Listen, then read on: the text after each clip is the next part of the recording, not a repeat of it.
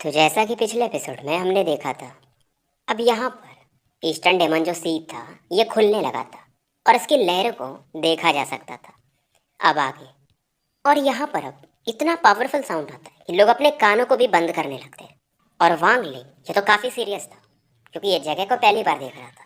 ये जो Tide phase है यानी ये जो लहरें चल रही हैं ये हर 5,000 साल में होती है, तो काफ़ी मिस्टीरियस होती है। और अंत में एक काफ़ी फियर्स आवाज़ आती है जो कि लोगों के कानों को भी तबाह कर सकती थी। और धीरे धीरे ये जो पूरा एरिया था गोल गोल घूमने लगता है। समय बीतता है और ये जो डेमन सी था इसके आसपास से एक ग्रीन गैस बाहर निकलने लगता है। लिंगटियानो देखते हैं और कहते हैं तो ये शुरू हो चुका है। ऑल सीर भी इस समय एकदम शांत थे। इधर ये जो ग्रीन गैस था एकदम सेंटर पे इकट्ठा हो जाता है और हवा की तरफ एक पिलर के समान बढ़ने लगता है। और वांगलिंग फील करता है कि उस स्टेज के अंदर बहुत ज़्यादा प्रेशर है और लोगों की हालत काफ़ी खराब थी। और यहाँ से अब एक रेड लाइट भी निकलने लगती है। फिलहाल जो ईस्टर्न डेमन सी था अगर इसे दूर से देखा जाए तो हरे और लाल रंग से ढक चुका था। अब हरा लाइट गायब हो रहा था, वहीं रेड लाइट फैल रहा था। और ये रेड लाइट ये इतना पावरफुल था कि स्पेस में फैल रहा था। इवन सुजाको प्लेनेट का जो करंट सुजाको थे जाओटाई उन्हें दिखाया जाता है जो कि आसमान की तरफ देखते हैं। किसी को नहीं पता था कि ये रेड लाइट कहाँ से आ रही है। और इस दुनिया में जो भी सामान थे बिना किसी मालिक के वो इस समय कांप रहे थे। समय बीतता है और ये रेड लाइट भी वापस होने लगती है। और जब ये वापस आ रही थी तो स्पेस में जो बहुत पावरफुल बीस्ट होते हैं उन्हें भी खींच के ला रही थी। और लोगों का ध्यान जाता है कि रेड लाइट वापस आ रही है तो इसके अंदर बहुत सारे बीस्ट हैं, कुछ ट्रेजर्स भी दिख रहे थे। वांगलिंग ने तो यहाँ तक एक पावरफुल बीस्ट जो कि असेंडेंट लेवल का था ये उसे देखता है। और कुछ रिफाइनिंग मटेरियल्स भी थे जैसे कि heaven metal soul, execute mix liquid, ink stone, लिंगजी हॉर्न। वांगलिंग का तो मानो हार्ट बीट ही बढ़ जाता है।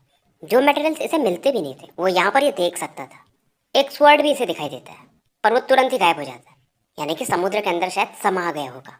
वांगलिंग भी अपने डिवाइन सेंस को फैलाने की कोशिश करता है लेकिन रेड लाइट इतनी पावरफुल थी इसे समझ में आ जाता है और ये अपना कनेक्शन ही काट देता है, नहीं तो ये सीरियसली इंजर्ड भी हो सकता था। और जो भी लोग ट्राई करते हैं वो यहाँ पर ब्लड वॉमिट कर रहे थे। इधर वांगलिंग के फोरहेड पर 3 ग्रे गैस के मार्क चमकते हैं। ये स्लॉटर आर्ट के 3 सेल्स थे और इसके आसपास एक बॉर्डर सा बना देते हैं। और वांगलिंग काफ़ी तेजी से बढ़ता है ताकि उस रेड लाइट को टच कर पाए। ये देखना चाहता था ये चीज़ क्या है। और जैसे ही करीब जाता है मानो एक मिस्टीरियस फोर्स इस पर अटैक कर देता है।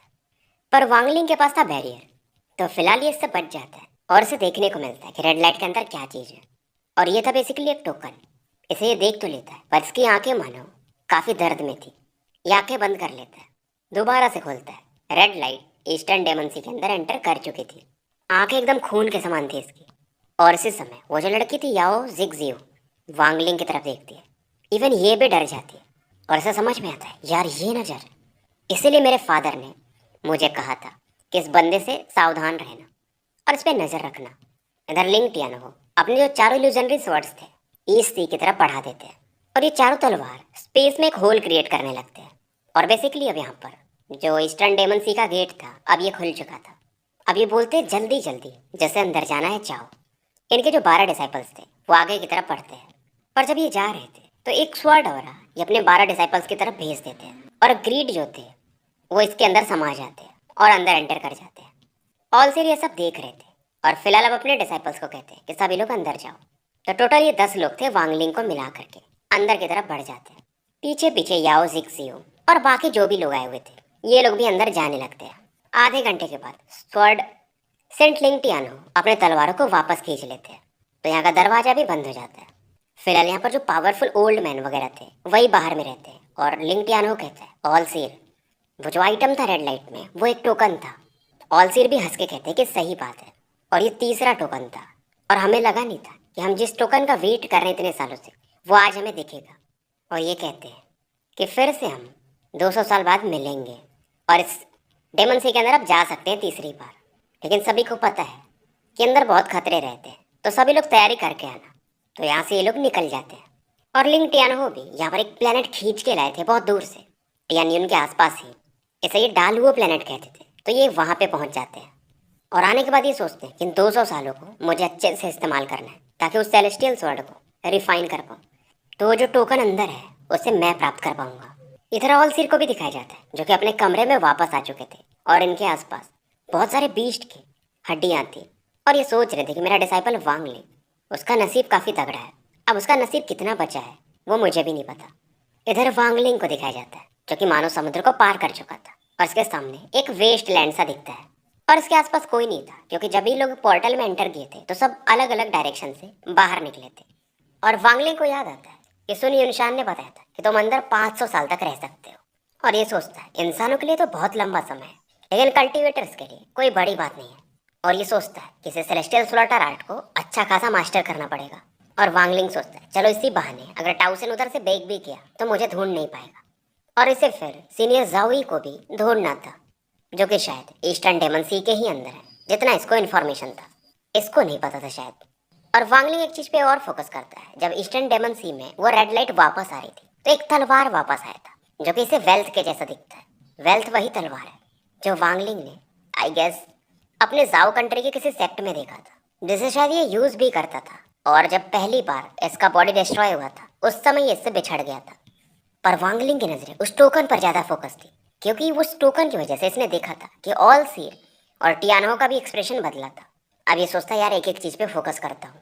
और ये सोचता है कि इसकी जो मेन बॉडी है, फिजिकल बॉडी, वो तो इसने एक प्लेनेट पे छोड़ा है और टाउसन को उसके बारे में पता नहीं है। तो 500 साल में वो भी काफी स्ट्रांग हो सकता है। समय बीतता है, 10 दिन निकल चुके थे और वांगलिंग अभी हवा में उड़ रहा था और एक जंगल के काफी करीब था। और इसे एक बंदा दिखता है जो कि जमीन पे लेटा हुआ था और ऊपर इसने कुछ पहना नहीं था। और इस बंदे के आसपास एक ग्रीन लिक्विड को देखा जा सकता है। और जैसे ये लेटा था नॉर्मल पर्सन तो इसे देख भी ना पाए, जंगल के साथ मानो एक हो गया था। अब यहाँ पर एक पिग एंटर करता है और ये बंदा उससे फाइट करने लगता है एक भाले के थ्रू। इधर वांगलिंग को दिखाया जाता है जो कि इस पर्सन और उस बीस्ट को देखता है। बीस्ट इस समय काफी गुस्से में था और इस बंदे को मारना चाहता था। थोड़ा समय बीतता है और ये बीस्ट मारा जा चुका था। वांगलिंग इस बंदे को देख रहा था, हालांकि इस बंदे के अंदर बिल्कुल भी स्पिरिचुअल एनर्जी था ही नहीं, लेकिन वो बंदा फिर भी वो फील करता है कि कोई इसके आसपास है। अब ये बंदा वांगलिंग को देखता है और कहता है ये शिकारी मेरा है, मतलब शिकार मेरा है। वांगलिंग भी कहता है मैं यहाँ पर चुराने नहीं आया हूँ। ये बंदा उस सुअर को घसराते हुए जंगल के अंदर लेके चला जाता है। वांगलिंग भी इसे देख रहा था कि यार ये बंदा इंटरेस्टिंग है, इसके आसपास ग्रीन लिक्विड जैसा दिख रहा है। वांगलिंग इस दौरान यहाँ पर अंदर जाता है जहाँ पर इसे एक फॉर्मेशन दिखता है। अंदर में कुछ भी होगा किसी को पता नहीं चलेगा फॉर्मेशन की वजह से। वांगलिंग इस फॉर्मेशन के अंदर हल्का सा अपना स्पिरिचुअल एनर्जी डालता है, लेकिन एक ग्रीन गैस सा निकलता है जो कि इसके ऑरा को भी मानो डिवोर कर जाता है। वैली के अंदर से आवाज आती है, वांगलिंग यहाँ से गायब हो जाता है और फॉर्मेशन के बाहर 3 लोग निकल के आते हैं। ये भी वैसे ही थे, ऊपर कुछ नहीं पहना था बट नीचे ग्रीन लिक्विड इनकी बॉडी को कवर करके था और सभी के हाथ में अस्त्र वगैरह थे।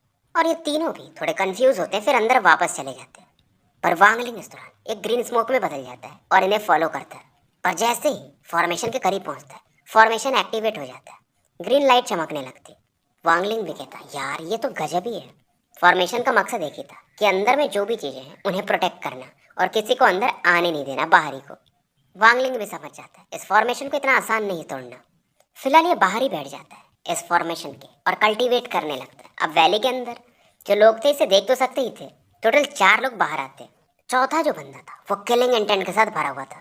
अब ये चारों मिल करके वांगलिंग पर अटैक करने लगते। वांगलिंग इनके वेपन्स को दूर फेंक देता है।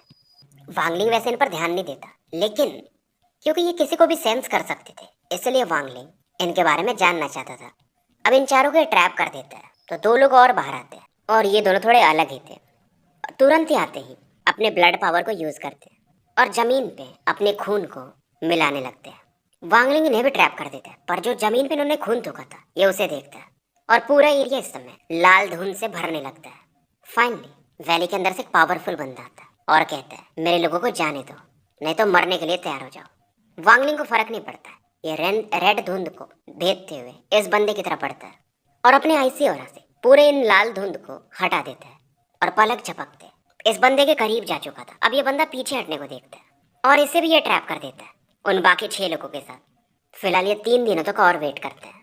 चौथे दिन की सुबह एक ओल्ड मैन बाहर आते हैं और इनके पीछे 10 लोग थे और अब ये वांगलिंग से कहते हैं कि फॉरेन कल्टीवेटर तुम बहुत दिन से यहाँ पर हो, हमें माफ़ करना और मेरा नाम ओयांग हुआ है, मैं इस वैली का एल्डर हूँ, क्यों ना तुम मेरे लोगों को वापस कर दो और हम बात कर सकते हैं। फिलहाल ये दोनों एक टेबल पे बैठ जाते हैं और इनकी बात शुरू हो जाती है। ओयांग हुआ बताते हैं कि यार मुझे याद भी नहीं, जब से मुझे याद है तो मैं यहीं पे रहता हूँ। वांगलिंग इनके लोगों को छोड़ चुका था और ये भी बताते कि यहाँ से 15 मिलियन किलोमीटर पे एक बड़ा शहर है, उसे एंशियंट डेमन सिटी कहा जाता है। अब वांगलिंग इनसे पूछता, आपको पता है मैं कहाँ से आया हूँ? ये तुरंत ही बताते कि तुम इस एरिया से तो नहीं हो, मतलब इस जमीन के तो नहीं हो। 5,000 सालों में ये जगह खुलता है, कुछ बाहर के लोग आते हैं, शायद तुम उनमें से एक हो। और तुम लोग जब भी आते हो यहाँ पर खून खराबा मचाते ही हो, इसलिए मैं मतलब ऐसे लोगों का स्वागत नहीं करता। और ये बोलते हैं जितना मुझे बताना था मैं बता चुका हूँ, तो आपको चले जाना चाहिए, आपको एंशियंट डेमन सिटी जाना चाहिए, वहाँ पे आपको कुछ मिल सकता है। और ये इतना भी कहते हैं कि यहाँ से चले जाओ, नहीं तो मुझे भी फिर बैटल करना पड़ सकता है। एल्डर इस दौरान फॉर्मेशन को एक्टिवेट कर देते हैं, पर वांगलिंग भी अपने रेस्ट्रिक्शन से इन पर अटैक करता है और इन्फॉर्मेशन को अब ये तोड़ने लगता है। वांगलिंग इधर नोटिस कर चुका था ये जो ओयांग हुआ है ये इनकी रियल बॉडी नहीं है। अब फाइनली ओयांग हुआ की वॉइस, जो कि वैली में कहीं और होंगे, आवाज आती है कि मैंने तुम्हें 3 सांसों का समय दिया था, अभी भी दे रहा हूँ, अगर नहीं चाहते हो मैं फॉर्मेशन को सच में एक्टिवेट कर दूंगा, फिर तुम मारे जाओगे। इधर वांगलिंग रेस्ट्रिक्शंस गैस को अपने आसपास इकट्ठा कर लेता है और फॉर्मेशन पे अटैक करने लगता है। ओयांग हुआ भी इस समय फॉर्मेशन को एक्टिवेट कर देते हैं। ग्रीन लाइट और ज़्यादा चमकने लगती है और धीरे धीरे हरे फ्लेम्स में बदलने लगती है। यहाँ पर एक इंसानों के जैसा इल्यूजन क्रिएट होता है और ओयांग हुआ इसे आदेश देते हैं कि इस कल्टीवेटर को मार दो। वांगलिंग यहाँ पर अपने उन फॉग वगैरह से फॉर्मेशन से एक भाले जैसा बनाता है और ग्रीन इल्यूजन की तरफ इसे बढ़ा देता है। और स्पेस में भी इस समय बिजलियां कड़कना शुरू हो चुकी थी और ये सब चीजें काफी फास्ट होती हैं। वांगलिंग अब इस बंदे से फाइट करते हुए और फॉर्मेशन को भी धीरे धीरे समझने लगा था। और फाइनली ये जो ग्रीन इल्यूजन फिगर था इसे वांगलिंग अपने भाले से भेद देता है। वांगलिंग की समझ बढ़ते जाती फॉर्मेशन के बारे में ये और क्लैरिटी अब हासिल करने लगा था। धीरे धीरे ये जो पूरा एरिया था मानो एक हरे गुफा में बदलने लगता, एक जेल के समान। और फिलहाल वांगलिंग इसमें कैद हो चुका था। वहीं दूर से ओयांग वह हंसता है कि बच्चे, ये मेरे ट्राइब का फॉर्मेशन है, अभी भी लेट नहीं हुआ है, तुम यहाँ से जा सकते हो, लेकिन तुम्हें एक चीज करना पड़ेगा, अपने ओरिजिन सोल को, इस फॉर्मेशन को थोड़ा सा खिलाना पड़ेगा, अपने हाथ और पैर को तोड़ना पड़ेगा। ओयांग हुआ फिर से चिल्लाता है, ग्रीन फिगर किल। और फिर से वो ग्रीन फिगर यहाँ पे प्रकट होता है और वांगलिंग की तरफ बढ़ता है। और ओयांग हुआ कहता भी कि तुम दूसरे ऐसे बंदे बनोगे जो कि हमारे लिए डेमन शैडो बनोगे।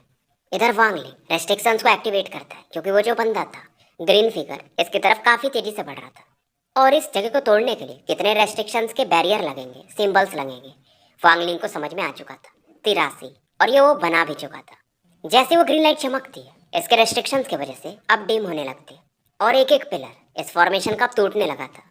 ओहुआंग समझ जाता है और ये तुरंत ही कहता है कि सेलेस्टियल, माफ करिए, मेरी गलती है, मैं मानता हूँ। और फाइनली ये बोलता है कि मुझे लगा नहीं था कि आप एक सुप्रीम सेलेस्टियल हो, तो आप कृपया करके इस फॉर्मेशन को डिस्ट्रॉय मत करो, नहीं तो फिर पूरा मेरा गांव लोगों को दिखेगा और हम उनका आहार बन सकते हैं, यानी यहाँ पर जो बीस्ट वगैरह भी रहते हैं। वांगलिंग अब अपने फॉर्मेशन को हटा देता है तो धीरे धीरे ये प्रोटेक्टिव लेयर फिर से रिकवर करने लगता है और ये कहते भी हैं कि हम अंदर चलते हैं, नहीं तो फिर अब रात का समय हो रहा है तो बीस्ट वगैरह आ सकते हैं। जाने से पहले ओयांग हुआ यहाँ पर अपना ब्लड पावर यूज करते हैं ताकि फॉर्मेशन को और तगड़ा कर सके। अब जब ये अंदर आता है वांगलिंग तो इसे बहुत सारे घर मिलते हैं और अंदर में ये बहुत सारे वुमेन्स को, बच्चों को देख सकता था। इवन वुमेन्स ने भी ऊपर कुछ नहीं पहना था तो वांगलिंग को थोड़ी शर्म आती है। बच्चे खिड़कियों से झांक रहे थे क्योंकि इनके लिए नया था, कोई बाहर ही आया हो।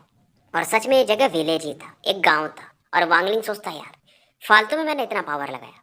वांगलिंग समझ जाता है कि गांव के लोग काफ़ी निराश हैं इसकी वजह से कि कोई इनके घर में घुस आया है। और ये अपने पावर से फील कर सकता था। अब ये कुछ पिल्स देता ही इन्हें और यहाँ से निकलने लगता है कि फालतू में मेरी वजह से आप लोग इंजर्ड भी हुए हो। अब ओयांग हुआ अपने कुछ नेटिव लैंग्वेज में अपने लोगों से बात करता है, इसके लोग भी खुश हो जाते हैं और वांगलिंग की तरफ देखकर स्माइल करते हैं। और ओयांग हुआ चिल्लाते हैं कि सुप्रीम सेलेस्टियल वेट करिए।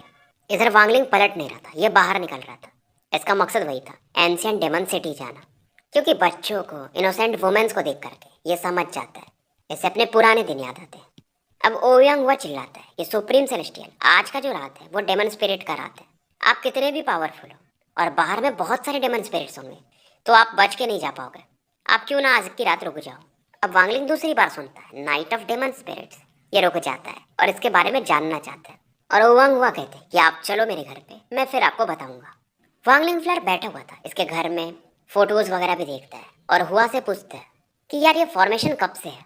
हुआ भी बताते कि यार हमें भी नहीं पता ये फॉर्मेशन कब से है, मुझे बस इतना याद है कि एक बंदा था हुआंग लॉन्ग करके, जिसे मेरे एंसेस्टर्स लेके आए थे, और शायद ये फॉर्मेशन उन्होंने ही बनाया था। और हुआ जो था वो हुआन लोंग की तारीफ करता है, और जो फोटो था जिस बंदे का, ये हुआन लोंग ही था। अब वांगलिंग बोलता है कि तुम्हें कैसे पता कि उस बंदे का नाम हुआन लोंग ही है? हुआ बोलते हैं, आपको पता है क्या, आप सुप्रीम सेलेस्टियल हुआंग लोंग को जानते हैं? हुआ भी इस दौरान बताते हैं कि ये सब बातें तो हमें हमारे एंसेस्टर्स ने बताया कि उनका नाम हुआन लोंग है, इसलिए हमें पता है।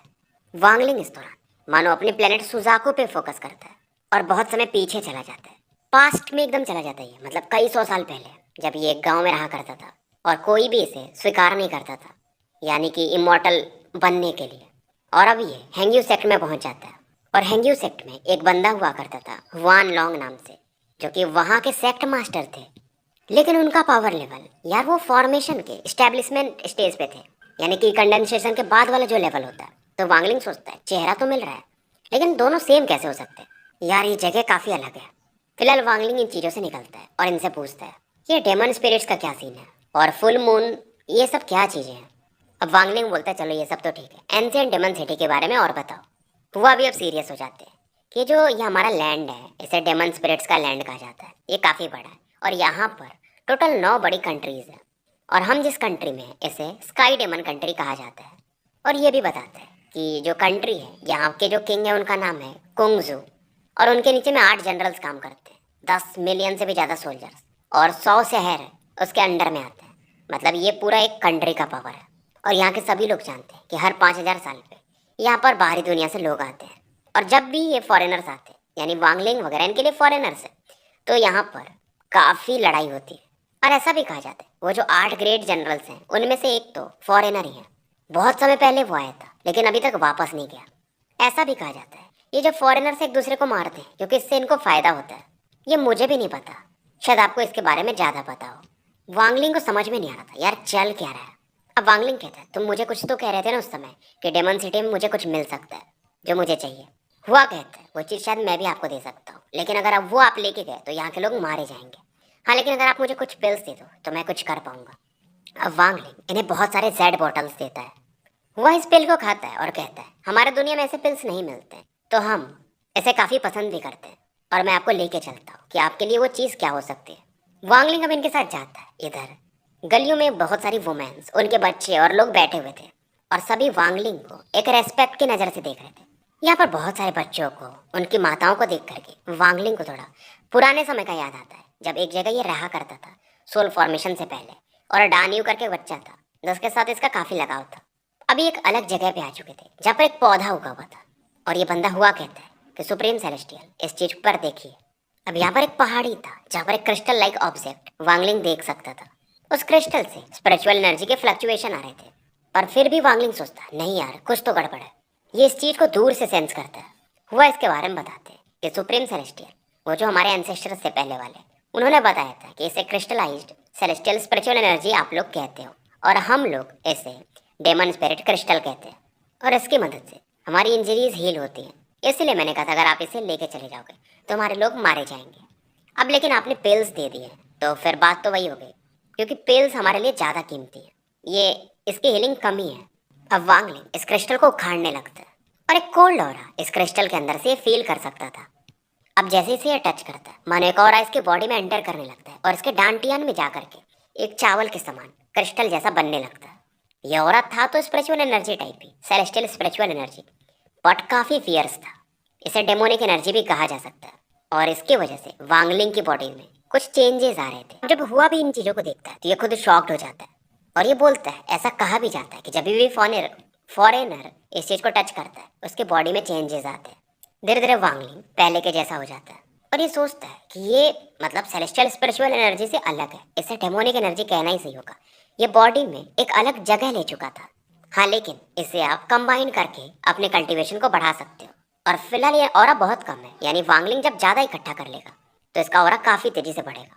और वांगलिंग ओयांग हुआ को और बहुत सारे पिल्स देता है, और इससे कहता है कि तुम यहाँ से जाओ, फिलहाल मैं कल्टीवेट करूँगा, मैं खुद कल यहाँ से निकल जाऊँगा। हुआ भी मान जाता है और यहाँ से चला जाता है।